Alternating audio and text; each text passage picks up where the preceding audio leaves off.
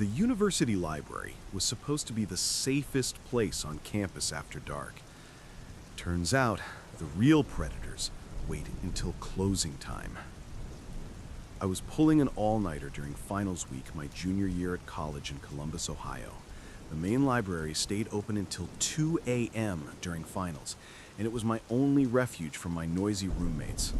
By 1 a.m., the place was a ghost town. Just me, a handful of other stressed-out students scattered across the vast floors, and the lone security guard near the entrance.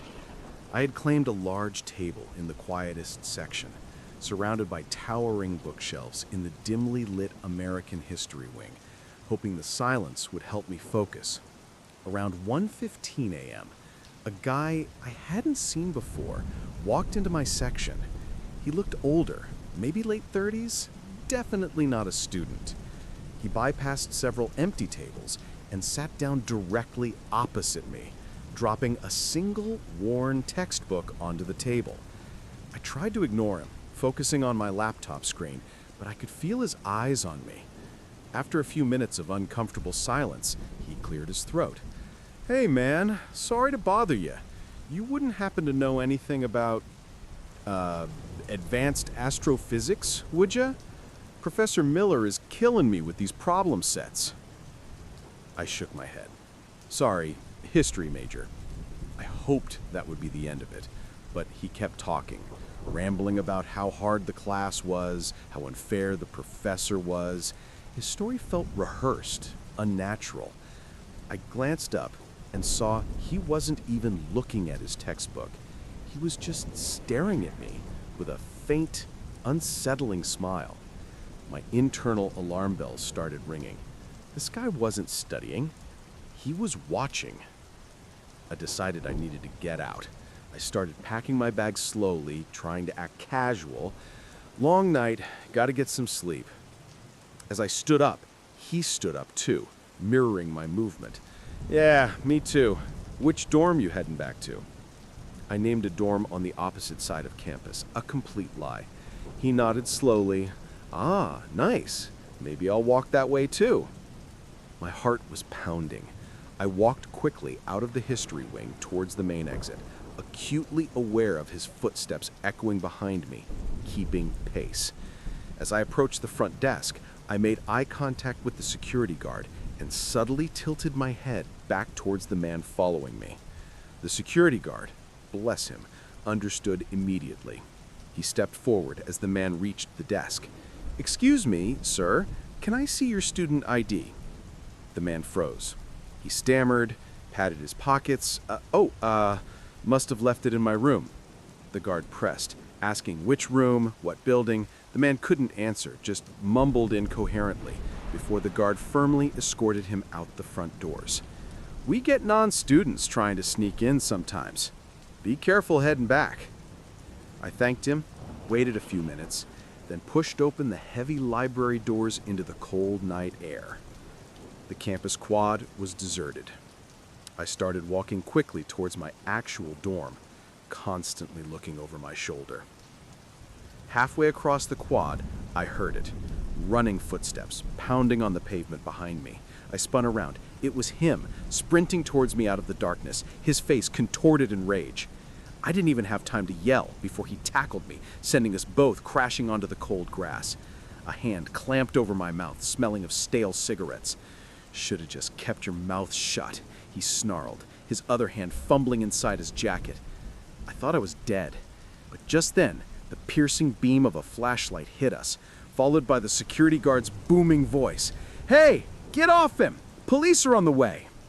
The man scrambled off me and disappeared into the shadows just as the first campus police car screeched onto the quad. They caught him later that night trying to break into a car near the edge of campus.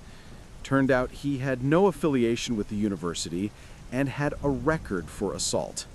The police think he was waiting outside the library, furious that I'd gotten him kicked out, and planned to, well, they didn't finish the sentence. I finished my finals fueled by caffeine and pure terror. I never went back to the library after midnight again. Sometimes the quietest places hide the loudest dangers, waiting patiently for everyone else to leave.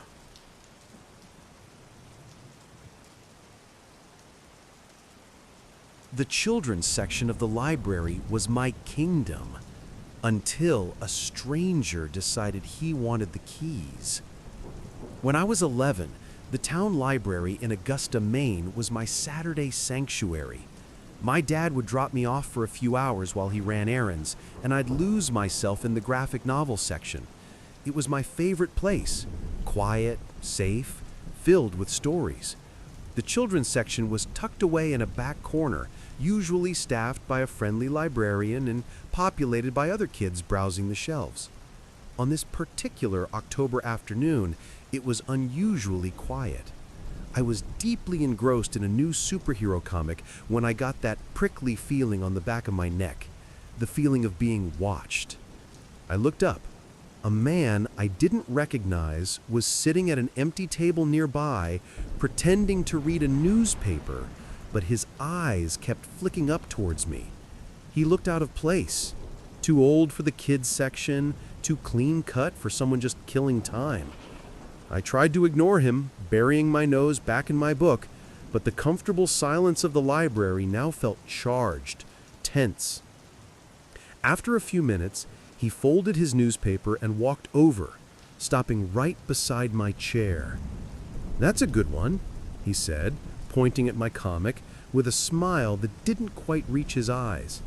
"Have you read the special edition crossover? The one with the alternate ending?" I shook my head, suddenly nervous. He leaned closer, lowering his voice conspiratorially. "I actually have a copy right here." He tapped his worn leather briefcase. "It's pretty rare. There's one of those little quiet rooms just down the hall. We could take a look. Less noise in there." He gestured towards a small glass-walled study room, often used for tutoring. My gut screamed no, but he was already walking towards it, beckoning me to follow with that same unnerving smile. Hesitantly, I followed him. We stepped inside the small, soundproofed room. The air immediately felt heavy, claustrophobic. He closed the door firmly behind us, the click of the latch echoing in the sudden silence. He placed his briefcase on the small table, but didn't open it. Instead, he turned to me, his smile gone, replaced with an intense, probing stare. "So," he said, his voice dropping to a near whisper, "your dad just dropped you off. How long will he be gone?" Ice flooded my veins. This wasn't about comics. I stammered, "I have to go. My dad's probably waiting." I reached for the door handle, but he moved faster, placing his hand flat against the door, blocking my exit. "Not yet," he said, his voice low and menacing.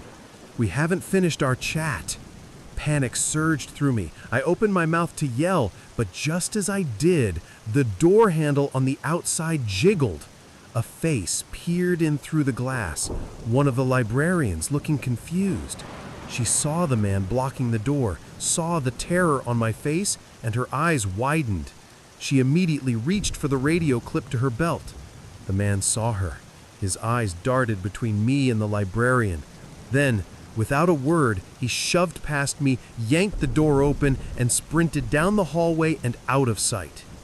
The librarian rushed in, asking if I was okay. My dad arrived minutes later, his face grim as the librarian explained what happened. The police came, reviewed the security footage from the main entrance, but the man had slipped out during a moment when the camera angle was obscured. They had no clear image, no identification. He had just vanished. Who was he? How did he know my dad had dropped me off? What was in that briefcase? And what would have happened in that soundproofed room if that librarian hadn't chosen that exact moment to walk past?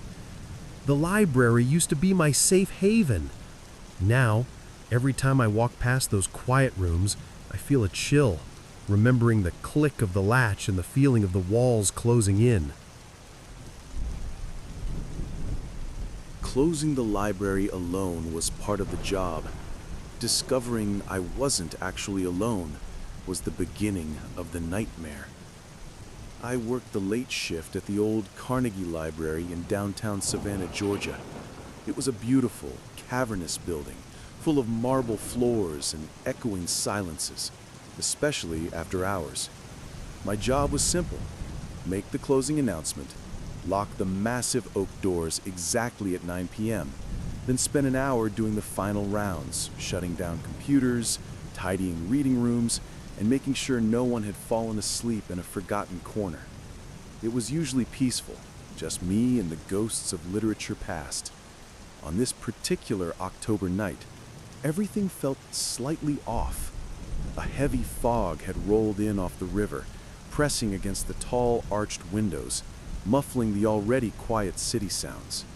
As I made my final announcement over the intercom, "The library is now closing," the few remaining patrons gathered their things and shuffled out into the mist. I watched them go, then turned the heavy brass key in the main lock. The resounding thud echoed through the empty building. I was officially alone, or so I thought. I started my rounds on the top floor, working my way down. Everything seemed normal. Chairs tucked in, lights off in the research rooms. But as I descended the grand marble staircase to the main floor, I heard it. A faint thump coming from the direction of the oversized nonfiction stacks, a maze of tall, tightly packed shelves. I froze, listening. Silence. Probably just a book settling, I told myself. Old buildings make noise. But as I continued toward the main desk, I heard it again, louder this time. Thump, scrape, like something heavy being dragged across the floor. My heart started hammering. "Hello?" I called out, my voice sounding small in the vast space. "The library is closed." No answer. Just silence, heavier than before. Flashlight in hand, I cautiously made my way toward the nonfiction stacks. The aisles were narrow, shadowy canyons lined with books. As I turned down the aisle marked History, American Civil War, my flashlight beam landed on a sight that made me stop dead. At the far end of the aisle, partially obscured by a shelf, was a figure huddled on the floor.